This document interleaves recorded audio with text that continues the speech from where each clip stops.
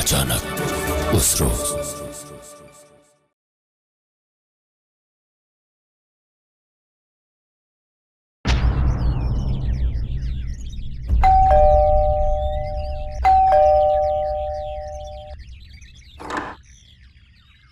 जी कौन कौन है आप लोग? किससे मिलना है? तुमसे मिलना है। जरा सी भी अकल नहीं है तुम्हें? अपनी नहीं तो अपनी खानदान की इज्जत का जरा सा तो ख्याल रखती। दरवाजा खोलने से पहले सर पर पल्ला नहीं रख सकती थी क्या?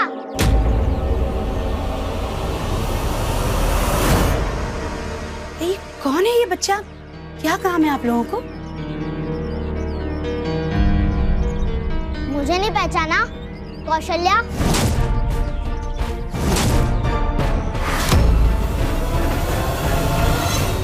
कौशल्या, तुम मेरा नाम कैसे जानती हो बेटा?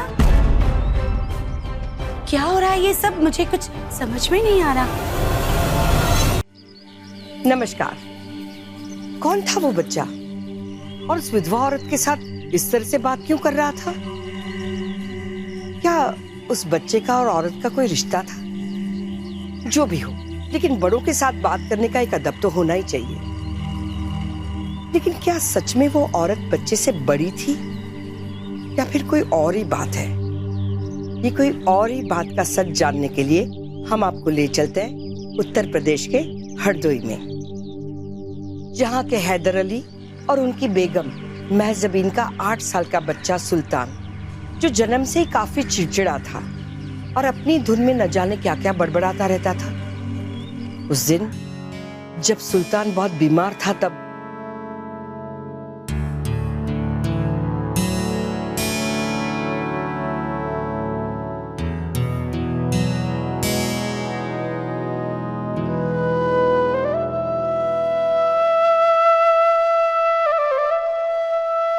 मैं कुछ नहीं खाऊंगा, मुझे यहाँ नहीं रहना। तुम मुझे जाने क्यों नहीं देती? बेटे, मेरे सुल्तान बेटे, थोड़ा सा तो कुछ खा लो। आपने सुबह से कुछ नहीं खाया है। देखो आपकी तबीयत कितनी खराब हो गई है। मैं कुछ नहीं खाऊंगा, कुछ नहीं पीऊंगा। मुझे लियाना जाना है, मुझे लियाना जाना है। वो सबको मार देगा, सब बर्बाद कर देगा। दिन रात आप ये क्या बोलते रहते हो, मुझे कुछ समझ नहीं आता बेटे। आपके चिड़चिड़ेपन की वजह से आप देखो कितने पतले हो गए, कमजोर हो गए। थोड़ा सा कुछ खा लीजिए। कुछ भी नहीं खाते पीते आप।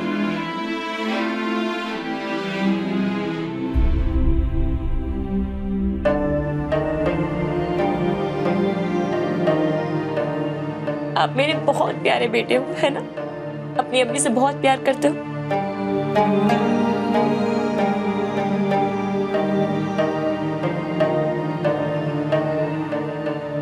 थोड़ा सा दूध पी लीजिए। मुझे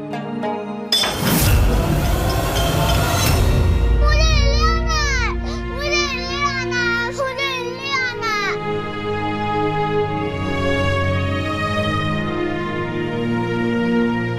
मेरे रहम दिल मालिक, मेरे बच्चे पर रहम कर। उसके सारे दर्द मुझे दे दे, कि सारे दुख मुझे दे दे।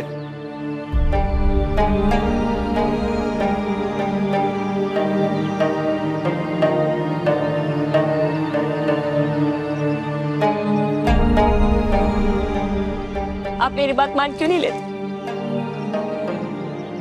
आपको भी पता है कि सुल्तान के जन्म के बाद डॉक्टर ने क्या कहा था कि मैं दोबारा मां नहीं बन सकती, लेकिन आप दूसरा निकाह तो कर सकते हैं। ऐसे क्या देख रहे हैं आप?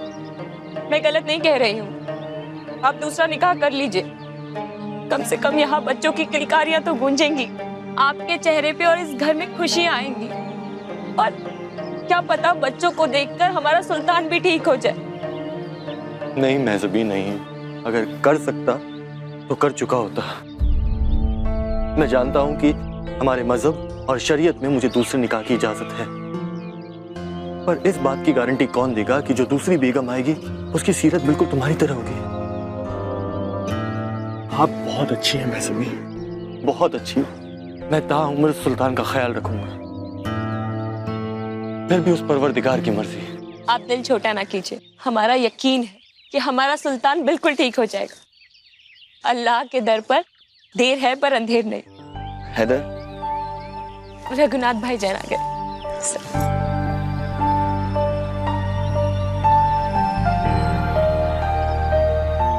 क्या हुआ हैदर? सब ठीक तो है ना? हाँ यारा, सब ठीक है। तू मुझे अपना यार भी कहता है और दिल की बात भी छुपाता है। अरे मैं तेरा चेहरा देखकर ही समझ जाता हूँ कि तू कितना परेशान है। हाँ यारा, परेशान तो हूँ, लेकिन तू ये भी जानता है कि मेरी परेशानी उस दिन से शुरू हो गई थी जिस दिन सुल्तान मेरे जीवन में आया। मैं क्या करूं उसे खुश रखने के लिए? मुझे समझ नहीं आता। उसकी तकलीफ दूर रखना चाहता हूं मैं। ऐसा लगता है मानो उसके पीछे कोई बुरा साया पड़ गया। आज उसकी तबीयत इतनी बिगड़ गई कि उसने खाना पीना तक बंद कर दिया। आज मैं सुल्तान की वजह से तेरे पास आया हूं। महाकाल की कृपा से उसकी परेशानी का हल मिल गया है मुझे। लगता है भगवान ने मेरी सुन ली। उज्जैन से एक बहुत बड़े संत यहाँ हरदोई पधारे हैं। संत? हाँ यारा, उनके आशीर्वाद से ना जाने कितनों का भला हुआ है। एक बार मेरे कहने पर सुल्तान को वहां लेकर चलो, क्या पता सुल्तान को भी उनका आशीर्वाद मिल जाए। नहीं यारा, पिछले 8 साल से उसे हर जगह लेकर गया मैं। हर जगह का दरवाजा खटखटाया।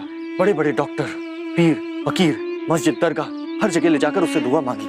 कोई फायदा नहीं हुआ। अब मानो मैंने अपना पूरा यकीन ही छोड़ दिया।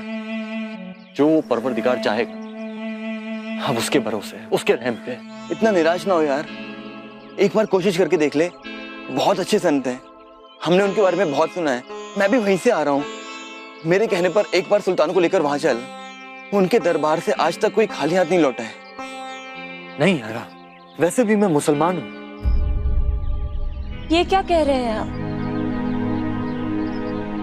इससे पहले आपके मुंह से ऐसी बात नहीं सुनी। आप तो हमेशा यही कहते थे कि संत और फकीरों की कोई जात नहीं होती। अब रघुनाथ भाईजान इतना बोल ही रहे हैं तो थोड़ी सी कोशिश कर लेते हैं ना। हाँ यार, वैसे भी हमारे पास खोने के लिए कुछ नहीं है। अगर एक बार उनका आशीर्वाद हमारे सुल्तान को मिल गया तो हमारे पास खुशियां ही खुशियां होंगी। अल्लाह के वास्ते मान लीजिए ना मेरी बात, हमारे सुल्तान के लिए। कहाँ पर मिलेंगे वो संत? महाकाल की जय, महाकाल की जय, महाकाल की जय।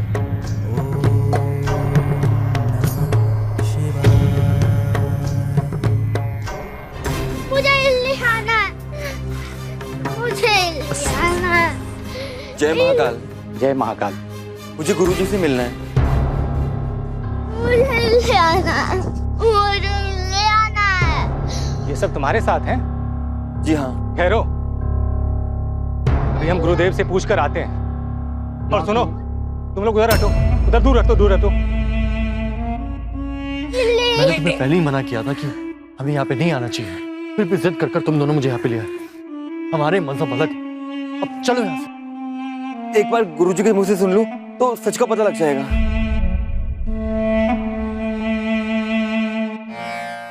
तो मुझे किसी मुसलमान से मिलना ही नहीं चाहिए, यही कहना चाहते हो ना तुम? अच्छा, मेरे एक प्रश्न का उत्तर दो कि वो मुसलमान पहले है या इंसान? निरंजन, मेरे बच्चे, इस संसार में जन्म लेने वाला कोई भी मानव पहले इंसान ही होता है, उसके बाद हिंदू और मुसलमान होता है। यदि तुम धर्म के सच्चे मार्ग पर चलना चाहते हो तो मनुष्य मात्र से प्रेम करना सीखो। तुम्हारी सेवा इस कारण से किसी से दूर ना हो जाए कि वह हिंदू है अथवा मुसलमान। मुझे क्षमा कर दीजिए गुरुदेव, क्षमा कर दीजिए। कल्याण भवन।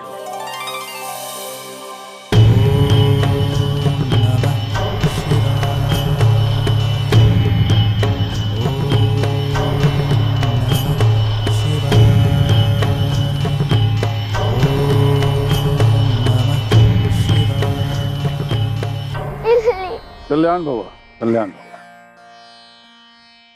मुझे दिल्ली आना है। बेटे सलाम करो। मुझे सलाम नहीं करना, मुझे दिल्ली जाना है। सलाम करो। योगेश सबको मार देगा, सब बर्बाद कर सुल्तान। देगा। मुझे दिल्ली जाने दो, मुझे दिल्ली जाना है।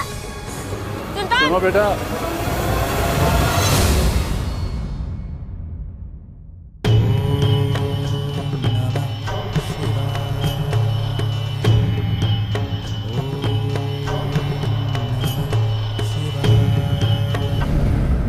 कहाँ जाना चाहते हो तुम? तुम मेरे साथ चलो। मेरे साथ नहीं जाओगे तो इल्ली कैसे जाओगे? एक बार मेरे साथ चलो, फिर तुम जहां कहोगे वहां मैं स्वयं तुम्हें लेकर चलूंगा। बिल्कुल सच।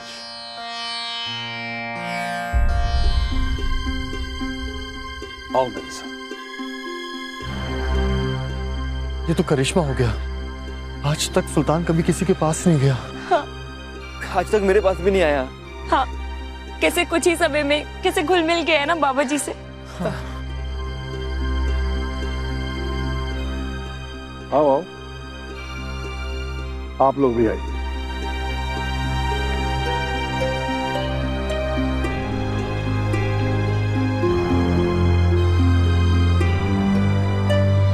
महाकाल की कल्याण।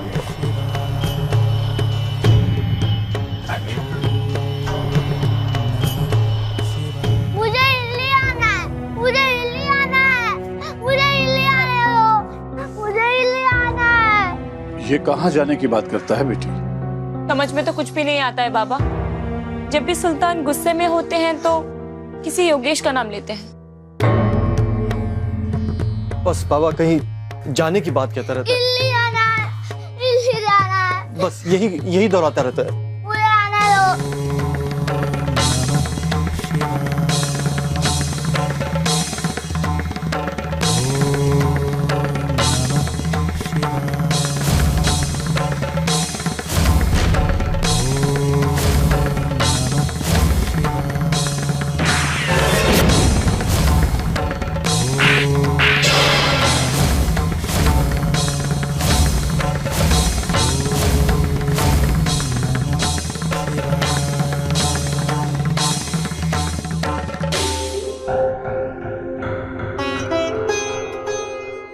तुम उसके पिता हो? क्या नाम है तुम्हारा? हैदर अली। देखो बेटे, मैं कोई भगवान नहीं हूं, परंतु अपनी साधना की शक्ति से जो कुछ मैं देख पा रहा हूं वो मैं कहना चाहता हूं। तुम कल ही से लेकर दिल्ली चले जाओ। दिल्ली? हाँ, दिल्ली। बाबा, लेकिन दिल्ली में कहाँ जाएंगे? दिल्ली तो बहुत बड़ा शहर है बाबा। तुम उसकी चिंता बिल्कुल मत करो। मेरा विश्वास है कि जैसे ही सुल्तान दिल्ली पहुंचेगा वह तुम्हें सब कुछ बताता जाएगा। और हाँ रघुनाथ। जी गुरुजी। तुम भी इनके साथ जाना और ध्यान रखना कि सुल्तान जो भी करना चाहे उसे करने देना, किसी भी चीज के लिए रोकना मत। जो आज्ञा गुरुजी।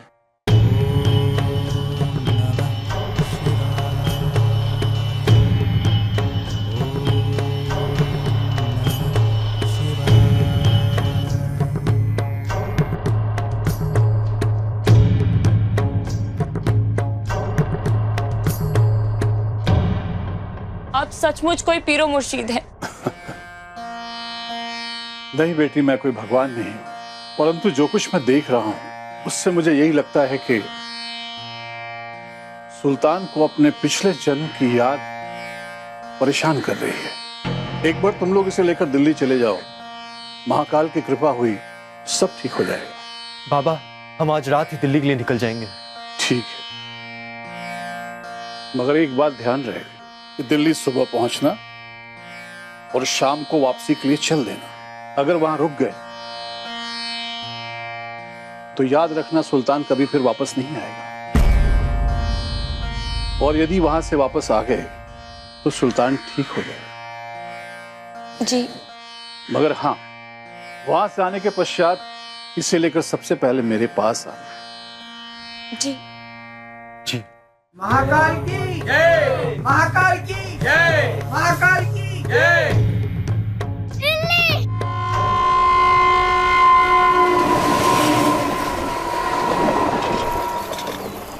गुरुदेव की आज्ञा के अनुसार रघुनाथ के साथ जब हैदर का परिवार सुबह सुबह पुरानी दिल्ली रेलवे स्टेशन पर उतरा, उस वक्त सुल्तान में आने वाले बदलाव को देखकर सब लोग दंग रह गए। उसका बोलने का तरीका, चलने का तरीका, देखने का तरीका सब कुछ बदल गया था। हमेशा चिड़चिड़ाते रहने वाले सुल्तान को देखकर लग ही नहीं रहा था कि वो 8 साल का बच्चा है। वो अपने अब्बू को घसीट कर ले गया पुरानी दिल्ली रेलवे स्टेशन के पीछे एक गली में।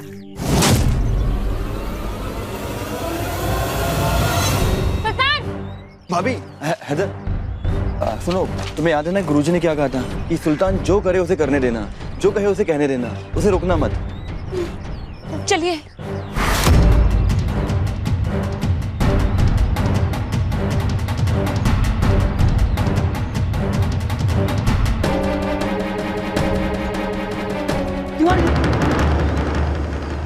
क्या हो चाचा, आप किस तिवारी जी की बात कर रहे हैं? कुछ नहीं साहब, जरा आंख लग गई थी, एक पुरानी बात ताजा हो गई। तुम्हें इतना भी नहीं मालूम, काम के वक्त सोया नहीं जाता।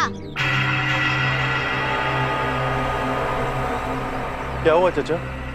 क्या बताऊं साहब, हमारे साहब बहुत वक्त पहले यही दिल्ली में रहा करते थे। अच्छे और भले इंसान थे वो। ये ऑटो उन्होंने मुझे खरीद कर दिए थे। ये भी कहा करते थे कि काम के वक्त सोया नहीं करते। अब वो नहीं रहे, अल्लाह उन्हें जन्नत नसीब फरमाए। आपको जाना कहाँ है? जहाँ सुल्तान कहे वहीं चलिए। जहाँ तुम ले चलो। चलो। बाय ले लो, बाय।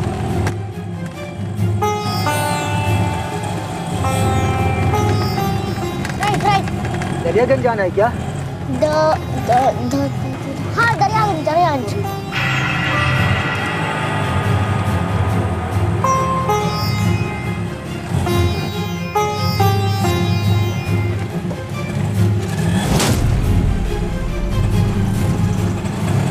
अरे रुको, रास्ता भूल गए क्या? अरे सुल्तान, कितना हुआ चाचा? नहीं साहब, मैं आपसे पैसा नहीं लूंगा। आपके बच्चे को देखने के बाद मुझे तिवारी जी की याद आ गई। ऐसा मत कहिए चाचा, आपकी मेहनत का है। आप आए हैं तो वापस भी चलेंगे ना? मैं यहीं रुकता हूँ, मैं आपको वापस लेकर जाऊंगा। ठीक है चाचा।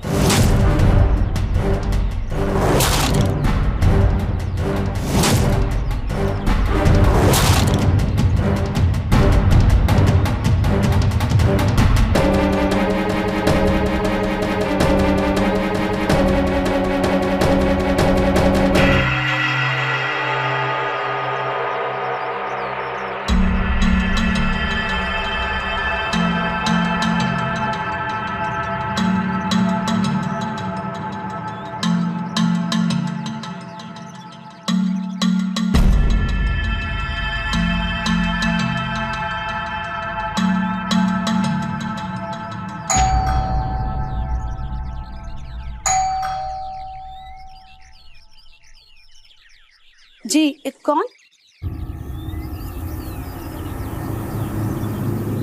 कौन है आप लोग? किससे मिलना है? तुमसे मिलना है। जरा सी भी अकल नहीं है तुम्हें? अपनी नहीं तो अपने खानदान की इज्जत का जरा सा तो ख्याल रखती। दरवाजा खोलने से पहले सर पर पल्ला नहीं रख सकती थी क्या?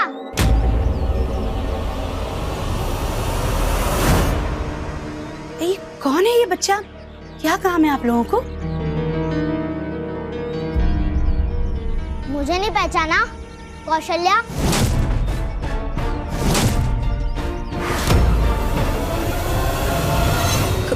कौशल्या, तुम मेरा नाम कैसे जानती हो बेटा? योगेश मर गया, 15 साल हो गए। इसीलिए तुम इस घर में रह पा रही हो कौशी।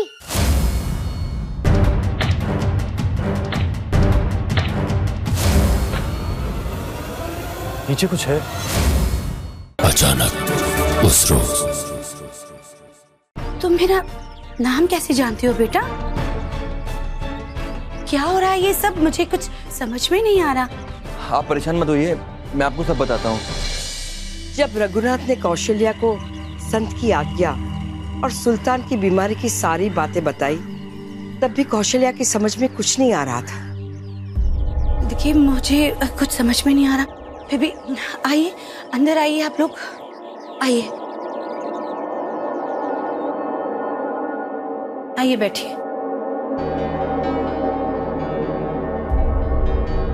अरे वो बच्चा कहाँ चला गया?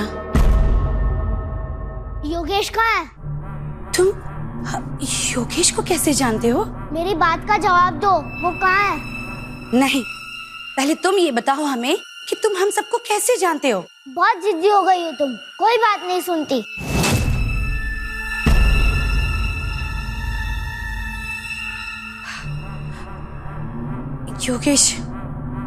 योगेश मर गया, 15 साल हो गए। इसीलिए तुम इस घर में रह पा रही हो कौशी। कौशी? इस नाम से तो मुझे मेरे स्वर्गीय पति तिवारी जी बुलाया करते थे।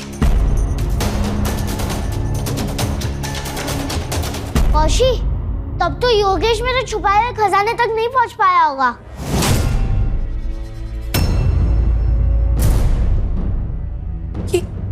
ये सब तुम कैसे जानते हो? कौशी, तुम्हें खजाना मिला कि नहीं? नहीं, हमें वो खजाना नहीं मिला। हमने उसे ढूंढने की बहुत कोशिश की, लेकिन हम उसे नहीं ढूंढ पाए, क्योंकि तिवारी जी ने हमें बताया ही नहीं था कि वो खजाना उन्होंने कहाँ छुपाया है। अब्बू, चाचा, आप सब आइए मेरे साथ, आओ आओ।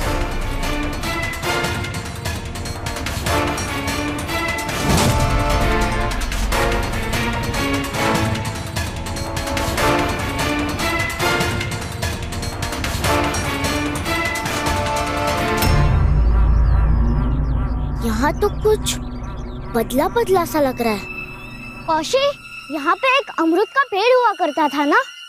हाँ, 2 साल पहले एक बहुत तेज आंधी आई थी, उसमें वो पेड़ गिर गया।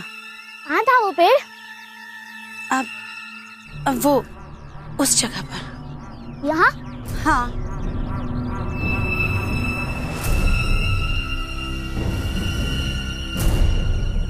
अब्बू, हाँ बेटा।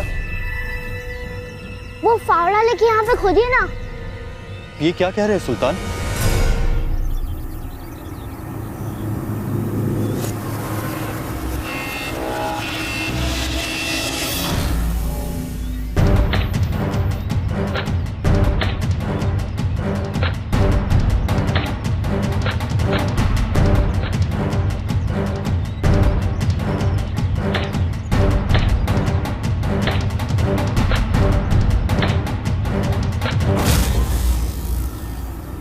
नीचे कुछ है।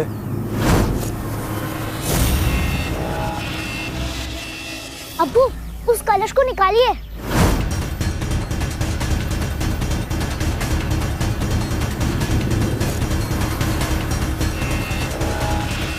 चाचा, इसे खोलिए।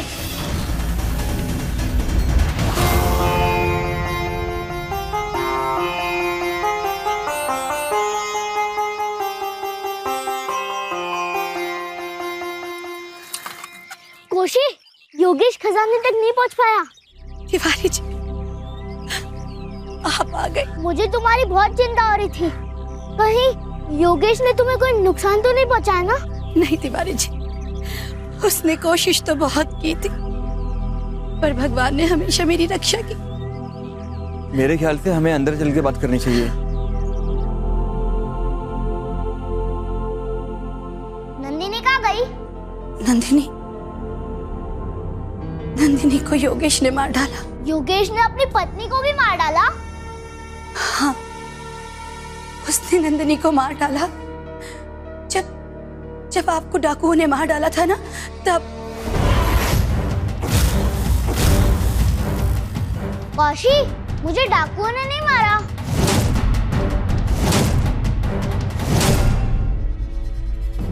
लेकिन योगेश, ये योगेश ने आकर तुमसे कहा होगा कि मुझे डाकू ने मारा था, पर मुझे तो योगेश नहीं मारा है। योगेश ने? तुम्हें याद होगा कि उस दिन मैं योगेश के साथ जज्जर गया था। रास्ते में बहादुरगढ़ के जंगल के पास गाड़ी खराब हो गई। योगेश तो मैकेनिक को लाने गया। मैं गाड़ी के बाहर खड़ा रहकर योगेश का इंतजार कर रहा था।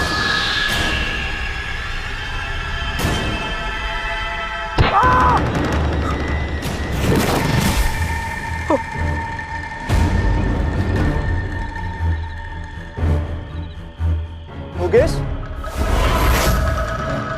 तूने मुझे मारा? तू मेरी सगी बहन नंदिनी का पति है। जिस दिन तेरी उससे शादी की थी ना, उसी दिन समझ गया था रिश्ता गलत हो गया। लेकिन तू इस हद तक गिर जाएगा ये मैं कभी सोच भी नहीं सकता था। मुझे तुम्हारी दौलत, तुम्हारा रुतबा चाहिए बदरी भैया। जब तक आप जिंदा हैं तब तक तो हो नहीं सकता, इसलिए तुम्हें मरना होगा साले। नहीं नहीं नहीं नहीं नहीं योगेश, योगेश नहीं, योगेश नहीं। तुम्हें जो कुछ चाहिए ना मैं तुम्हें दूंगा, पर गोली में चलाना, गोली में चलाना योगेश। मुझे कोशी भाभी चाहिए। योगेश, कोशी भाभी चाहिए, दोगे क्या? योगेश, तुम्हें मार के मैं उन्हें अपना बना लूंगा। योगेश गोली में चला। योगेश गोली में चला। योगेश गोली में चला।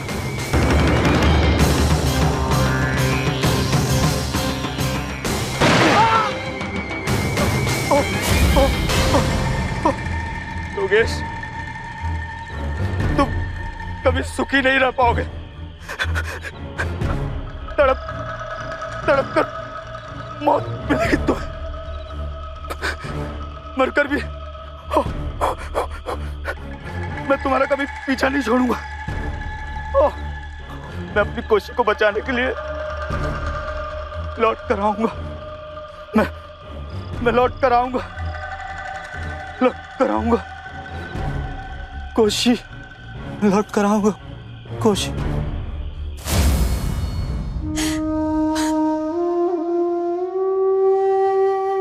ये हमारे पापों का ही दंड था जो हमारी नंदिनी की शादी योगेश से हुई। उस दिन जब वो वापस लौटा तो मैं और नंदिनी बहुत परेशान थे। हमारे बहुत पूछने के बाद उसने हमें ये बताया कि अनर्थ हो गया भाभी, सब अनर्थ हो गया भाभी।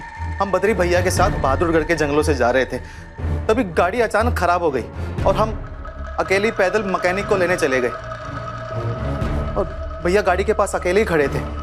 अचानक डाकू ने भैया पे हमला कर दिया और शायद लूटपाट के चक्कर में भैया को मार डाला। भाभी,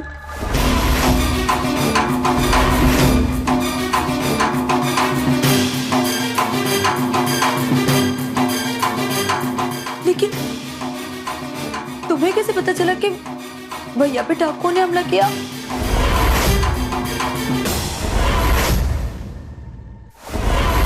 तुमने ना मेरी जिंदगी में आके मुझे सारी खुशियां दे दी। मुझे कोई भी हसरत नहीं है, कोई भी ख्वाहिश नहीं है, बस तुम्हारे साथ रहना।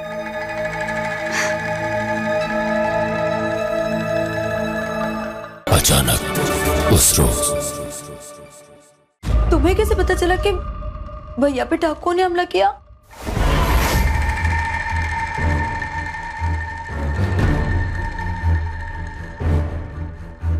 नंदिनी, जंगल में जानवर बंदूक तो चलाएंगे नहीं, तो जाहिर है कि डाकू ने भैया को गोली मारी होगी। लंबे समय तक तफ्तीश चलती रही, पर पता ही नहीं चल पा रहा था कि आपकी हत्या किसने की।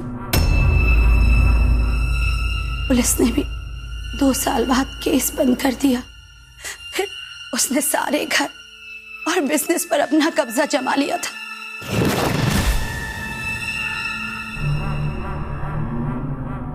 और एक तरह से तो वो इस घर का मालिक ही बन बैठा था। तुमने उसे रोका नहीं? नहीं, आपके जाने के बाद मुझे कुछ भी अच्छा नहीं लगता था। मैं और नंदिनी बहुत परेशान रहने लगे थे और नंदिनी वो तो हमेशा रोती ही रहती थी। मुझे ऐसा लगता था कि वो मुझसे कुछ कहना चाहती है लेकिन वो कह नहीं पा रही। एक दिन जब मैं उसकी तबीयत पूछने उसके कमरे में गई तो वो बहुत रो रही थी। उसने रोते हुए मुझसे कहा कि भाभी क्यों ना हम अपने घर में सिक्योरिटी रख ले। सिक्योरिटी? सिक्योरिटी क्यों रखेंगे हम नंदिनी? भाभी प्लीज आप रात को अपना दरवाजा बंद करके सो जाओ। नंदिनी क्या बात है बेटा, बोल। तू कहना कुछ चाहती है और कह कुछ रही है, बता सच क्या है? बस भाभी आप रात को अंदर से अपना दरवाजा बंद करके सोया करो। अगर मैं भी बुलाऊं तो भी सुबह होने से पहले दरवाजा मत खोलना भाभी। तुझे मेरी कसम बता मुझे। भाभी मैं मर जाऊंगी पर आपको सच कभी नहीं बता पाऊंगी। ठीक है नंदिनी, तू नहीं बताना चाहती तो मत बता। मैं अपने कमरे का दरवाजा अंदर से बंद करके सोऊंगी, ठीक? बस अब तू रो मत, चुप चुप हो जा, चुप चुप हो जा, बिल्कुल चुप हो जा। नंदिनी की बात से मुझे शक तो हो चुका था और योगेश पर तो मुझे बहुत पहले से ही शक था। मैंने अनुमान लगाया कि इस घर में हम सिर्फ 3 लोग हैं, तो फिर नंदिनी को डर किससे है? उस रात के बाद से मैं अपने कमरे के सारे दरवाजे और खिड़की बंद करके सोने लगी।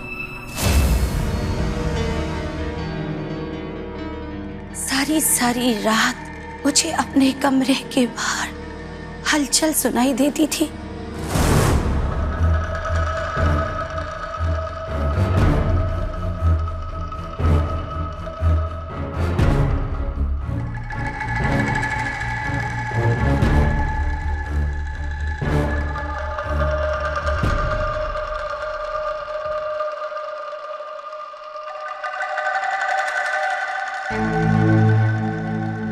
ऐसे क्या देख रहे?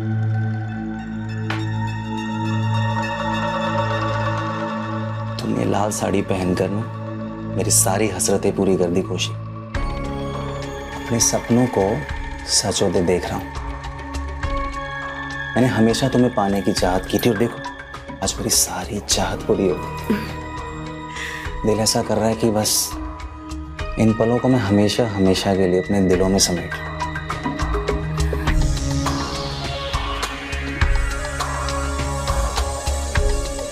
देखो तुम कितनी खूबसूरत लग रही हो।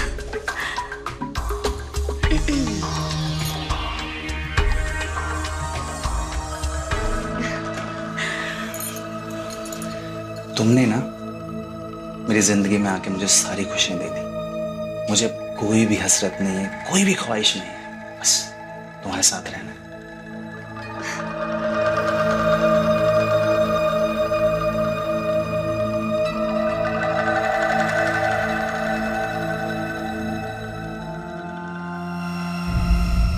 यहाँ क्या कर रहे हैं आप? तू यहाँ क्या कर रही है? क्या कर रही है यहाँ पर? बस औरत, तुझे मना किया था कमरे से बाहर निकल, मना किया था ना। चल चल। उन दिनों योगेश जितनी देर घर पर रहता मेरे आसपास ही मंडराता रहता।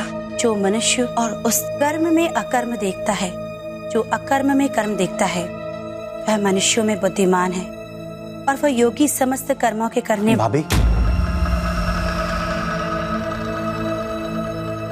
भाभी मैं सोच रहा था कि बद्री भैया के सपनों को पूरा किया जाए। कौन सा सपना योगेश?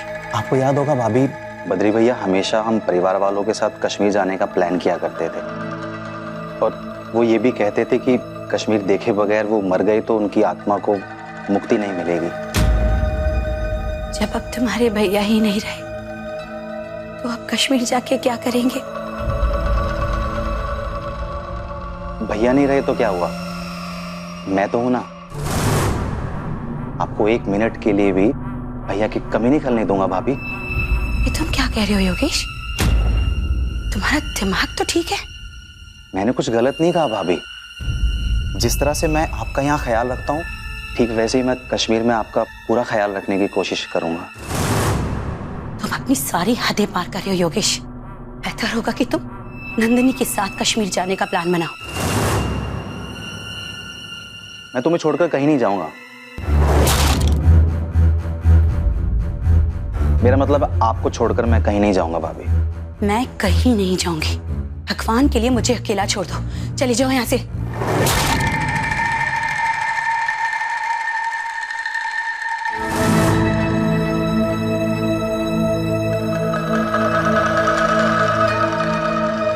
भाभी, एक सिनेमा लगा है, प्रेम रोग। उसमें एक विधवा होती है और आखिरी में उसे एक लड़के से प्यार हो जाता है।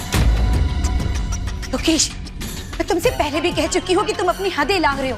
बेहतर होगा कि तुम नंदिनी का ख्याल रखो। और सुनो, आज के बाद कभी तुमने इस तरह की बात की ना, समझो मुझसे बुरा कोई नहीं होगा। समझे तुम? चली जाओ यहाँ से। चाहे आप कुछ भी कह लो, कुछ भी कह लो, आपके तो 7 खून माफ है। पर एक बात याद रखना, योगेश जो चाह लेता है उसे पा लेता है।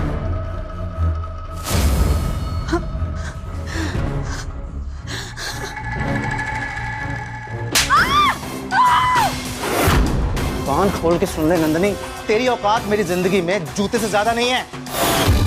मुझे कौशल्या चाहिए। दे सकती है? अगर दे सकती है तो तू मेरे काम की है, वरना तुझे जान से मार दूंगा मैं।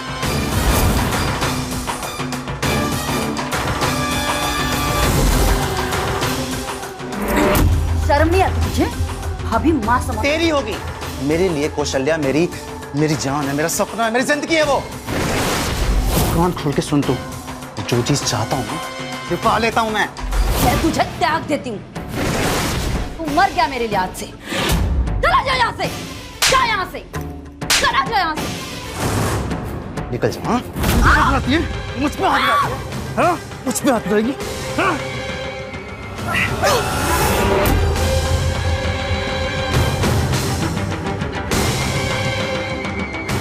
मुझ पे हाथ लगाया तूने, क्योंकि इस बात उठाएगी। मुझे कौशल्या चाहिए। छोड़ूंगा नहीं तुझे मैं जिंदा, तुझे मैं जिंदा नहीं छोड़ूंगा।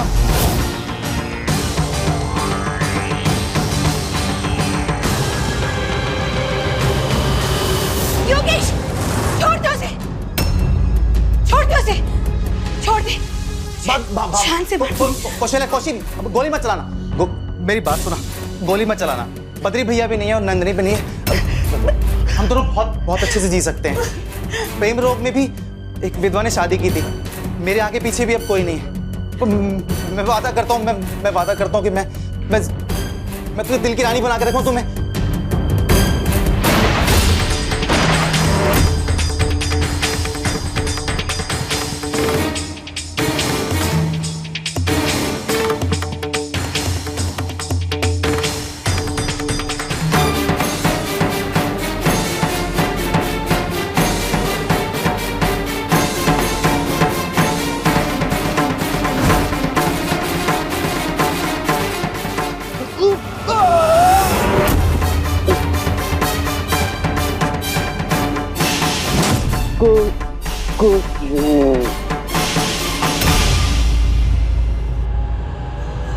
नंदिनी, नंदिनी, नंदिनी, नंदिनी, नंदिनी, नंदिनी, नंदिनी, नंदिनी, तुम्हें कुछ नहीं होगा नंदिनी, नंदिनी, नंदिनी, नंदिनी, नंदिनी, नंदिनी, नंदिनी की पोस्टमार्टम रिपोर्ट में उसके गले पर योगेश की उंगलियों के गहरे निशान थे और इसी वजह से पुलिस ने केवल मेरा बयान लेकर मुझे छोड़ दिया। और फिर तब से लेकर आज तक इस घर में अकेली रह रही हूँ। अब आप आ गए तिवारी जी।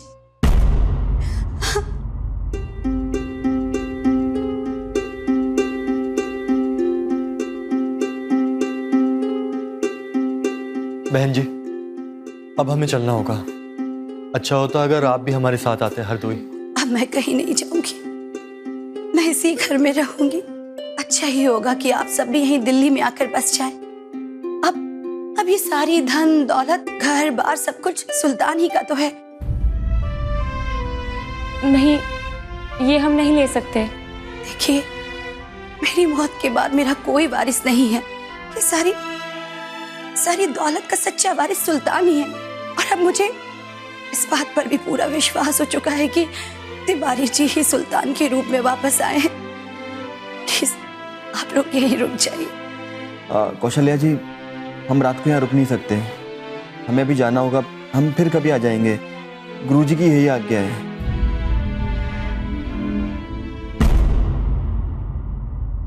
और वक्त लगेगा क्या साहब? अरे मोहसिन भाई, आप कैसे हैं? मोहसिन भाई, बहुत दिनों के बाद आए आप। साहब के जाने के बाद यहाँ आने को मन नहीं करता था, कलेजा मुंह को आता है। मोहसिन भाई, देखिए आपके साहब वापस लौट आए। अपने साहब से मिलिए मोहसिन भाई, ये देखिए।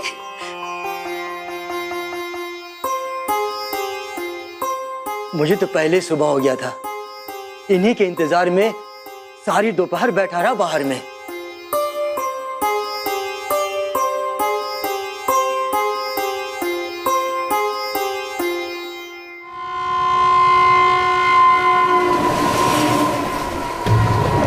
महाकाल की जय, महाकाल की जय, महाकाल की जय।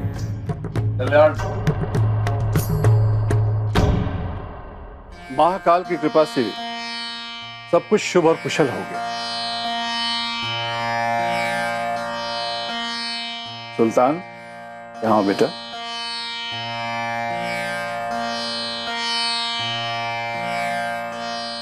सुल्तान में आए बदलाव को मैं स्वयं देख रहा हूं, परंतु आप लोगों को कौशल्या देवी का भी ध्यान रखना पड़ेगा, क्योंकि एक बार सुल्तान से मिल लेने के बाद वे अधिक दिनों तक जीवित नहीं रह सकेंगे। निरंजन। आज्ञा गुरुदेव। ये सुल्तान के साथ जो ये घटना घटी, चलो वो सब तो हो गया। अब सुल्तान हमेशा स्वस्थ और प्रसन्न रहेगा, परंतु इस घटना से हमें शिक्षा क्या मिलती है? आत्मा की कोई जात नहीं होती है, जात तो शरीर की होती है। अगर तुम आत्मा को सच्चे मन से पाना चाहते हो तो इस जात पात के बंधन से ऊपर उठो। अब जरा सोचो कि सुल्तान अपने पिछले जन्म में हिंदू था और इस जन्म में मुसलमान। सोचो अगर कहीं ऐसा हो जाए कि अगले जन्म में तुम किसी मुसलमान के यहाँ जन्म लो या हैदर हिंदू के यहाँ जन्म ले गए, तो फिर किससे लड़ोगे तुम? इसलिए मेरे बच्चे, केवल आत्मा से प्रेम करो और आत्मा की शक्ति को पहचानो। महाकाल की जय, महाकाल की जय। तो ये थी हरदोई के सुल्तान की कहानी। हम आपसे वादा करते हैं कि अचानक उस रोज में हम आपके लिए ऐसी हैरत अंगेज अनकही अनसुनी कहानियां लेकर आते रहेंगे। फिर से मिलेंगे ऐसी रोंगटे खड़े कर देने वाली किसी दूसरी कहानी के साथ। तब तक के लिए मुझे आज्ञा दीजिए। नमस्कार।